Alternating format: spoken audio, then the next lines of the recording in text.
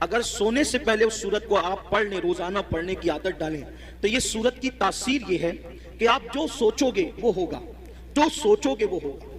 اس سورت کا نام ہے جادو سے بچیں گے، سحر سے بچیں گے، بلاؤں سے بچیں گے، یہ ہے۔ پھر بھوکمری سے بچنا ہے، فاقہ کشی اور غربت سے، یعنی مالدار بننا ہے۔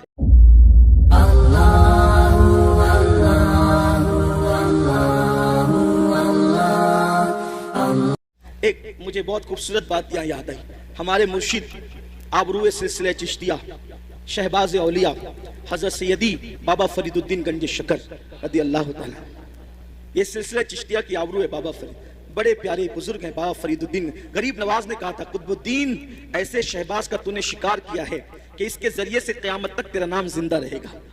بابا فرید کے پاس ایک عورت آئی اور آ کر کہتی سرکار میری بیٹی کی شادی ہے، پیسوں کا انتظام نہیں، سرکار انتظام کر دیں۔ اب وہ اللہ والے لوگ، اور بابا فرید جیسا اللہ والا، بابا فرید جب پاک پٹن میں رہنے گئے تھے شروع میں، تو ایک درخت کے نیچے قیام تھا، اور جو کپڑوں کی پوٹلیاں اور جو سامان کی گٹریاں تھی نا، وہ رکھنے کو جگہ نہیں تھی۔ پنجاب کے لوگ یعنی پاک پٹن کے لوگ بہت ستاتے تھے، رہنے نہیں دیتے تھے، تو سامان کہاں رکھیں اپنا، تھا تو تھوڑا ہی سامان، جگہ تو چاہیے، تو درخت پہ لٹکا کر رکھتے تھے سامان۔ اب جس کا خود کا چھت نہ ہو اس کے پاس آئیے کیا کہنے، میری بیٹی کی شادی نہیں، شادی ہے، پیسے کا انتظام ہے۔ اب بابا فرید، فرید مطلب فرید، یہ ان کا نام نہیں فرید، ان کا نام ہے مسعود، اور ان کا لقب ہے فرید۔ فرید کا مطلب ہوتا ہے یکتا، بے ہمتا، کوئی ہمسر نہیں، کوئی ثانی نہیں ان کے دور میں، وہ تھے فرید الدین۔ بڑھیا آئی، آنے کے بعد کہا پیسوں کا انتظام نہیں، سرکار بابا فرید نے کہا ایک کام کر مائی، وہ سامنے جو ڈھیلا پڑا ہے نا مٹی کا، وہ ڈھیلا میرے پاس لا۔ وہ ڈھیلا لائی، فرمایا پکڑ اس کو۔ اس نے ڈھیلا پکڑا، بابا فرید نے سورہ فاتحہ پڑھی 3 بار۔ کتنی بار؟ کون سی سورت؟ سورہ فاتحہ کا مطلب زور سے بولیے، الحمدللہ ہی سب کو یاد ہے نا؟ سورہ فاتحہ 3 بار پڑھی، دم کیا، فرمایا اس کو ڈھانک لے اور گھر جا کے کھولنا۔ ڈھانک لیا، گھر جا کر کھولا تو وہ سونا بن گئی، مٹی کیا بن گئی؟ سونا بن گئی۔ اب وہ شادی بھول گئی، انسان تو لالچی ہوتا ہے، بابا صاحب نے کتنا آسان طریقہ بتایا مٹی کو سونا بنانے کا۔ اس نے شادی بھول گئی، بولا یار ایک ڈھیلے پہ اگر پڑھنا ہی ہے سورہ فاتحہ تو پھر ایک ڈھیلے پہ کیا پڑھنا۔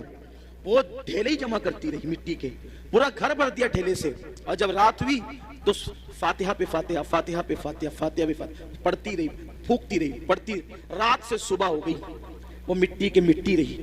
اس نے کہا بابا صاحب نے تو میرے سامنے یہی پڑھا تھا، اس کے سوا کچھ نہیں پڑھا تھا، اب سونا بنا دیا، اور میں رات بھر پڑھی، غصے میں صبح آئی، کہا سرکار کیا بات ہے یہ؟ فرمایا مائی کیا ہوا، تیرا مسئلہ تو حل ہو گیا، ناراض کیوں ہے؟ کہا کہ آپ نے سورہ فاتحہ پڑھا تو مٹی سونا بن گئی، میں پوری رات، آپ نے صرف 3 بار پڑھا تھا، میں پوری رات پڑھ کے پھونکتی رہی، وہ مٹی کے مٹی رہی۔ اور صحیح بتانا آپ نے فاتحہ کے سوا کچھ پڑھا تھا؟ کہ نہیں فاتحہ پڑھا تھا، کچھ نہیں پڑھا تھا۔ تو کہا کہ آپ پڑھتے تو سونا، ہم پڑھتے تو مٹی۔ بابا صاحب نے مسکرا کے کہا او مائی فرید جیسی زبان تو لا،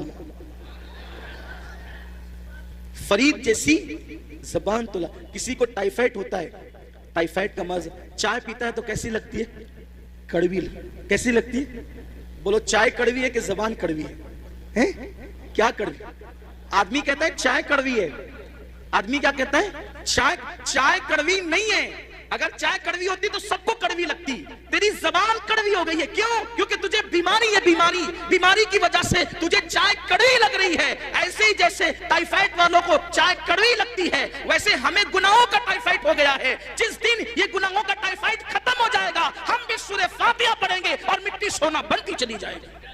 لیکن کوئی بیماری کے یہ گناہوں کے ٹائیفائڈ سے نکلے تو دیکھو قرآن کی بڑی برکت ہے۔ میرا یہ پیغام آج میں آپ کو دینا چاہتا ہوں، کم سے کم اپنی عادت بنائیں کہ سونے سے پہلے 4-5 آیتیں ہی پڑھ لیا کریں، ایک رکوع ہی پڑھ لیا کریں، ضرور پڑھیں۔ آپ دیکھیں قرآن شریف میں ایک سورت ہے، قرآن شریف میں ایک سورت ہے، اگر سونے سے پہلے اس سورت کو آپ پڑھ لیں، روزانہ پڑھنے کی عادت ڈالیں، تو یہ سورت کی تاثیر یہ ہے کہ آپ جو سوچو گے وہ ہوگا، جو سوچو گے وہ ہوگا۔ اس سورت کا نام ہے سورہ مزمل، 2 رکوع پر مشتمل ہے یہ سورت، اور 5 منٹ سے بھی کم کا وقت لگتا ہے۔ 5-6 दिन अगर आप उसको रेगुलर पढ़ेंगे ना सूरह मुजम्मिल को, तो आपको ये ज़बानी याद हो जाएगी और आप सूरह मुजम्मिल पढ़ने के आदी बने। जादू से बचेंगे, सहर से बचेंगे, बलाओं से बचेंगे, ये है। फिर भुखमरी से बचना है, फाका कशी और गुर्बत से, यानी मालदार बनना है। सोते टाइम सूरह वाक़िया की तिलावत कर। सूरह वाक़िया मालदार बनाने वाली सूरत है। एक मर्तबा हज़रत सैयदना अब्दुल्ला इब्न मसऊद रज़ी अल्लाह ताला अन्हु, आपके विसाल का वक्त करीब था।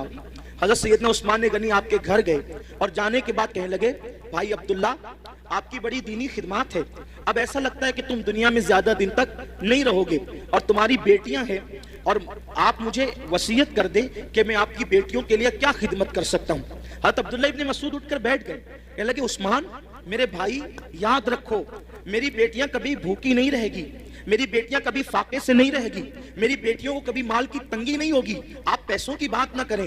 हज़रत उस्मान गनी ने कहा, क्यों अब्दुल्ला, हम तो ये समझ रहे थे कि तुम्हारे पास माल नहीं है, इतने यकीन से जो बात कह रहे हो ऐसा लगता है कि शायद तुमने बेटियों के लिए बहुत माल इकट्ठा कर रखा है। अब्दुल्ला बिन मसूद कहते हैं, नहीं, बेटियों के लिए माल इकट्ठा नहीं किया है, मुझे अपने नबी के फरमान पे भरोसा है। अल्लाह के रसूल अलैहि सलाम ने फरमाया कि जो सोने से पहले सूरह वाक़िया की तिलावत कर लेगा उसके घर में कभी फाका कशी नहीं हो सकती। मैंने मेरी बेटियों को सूरह वाक़िया की तिलावत करने का आदी बना दिया है, जब तक वो सूरह वाक़िया पढ़ती रहेगी इंशाअल्लाह कभी उनको फाका कशी की नौबत नहीं आएगी। ये सहाबा का यकीन था।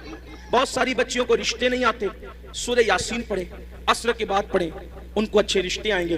कुरान में सब है लेकिन कुरान पढ़ना नहीं चाहते, तावीज़ लेना चाहते हैं, तावीज़ लेना चाहते हैं, वजीफे पढ़ना चाहते हैं। कुरान से बढ़कर कौन सा वजीफा है वो बताएं ना आप, कुरान से बढ़कर कौन सा वजीफा है?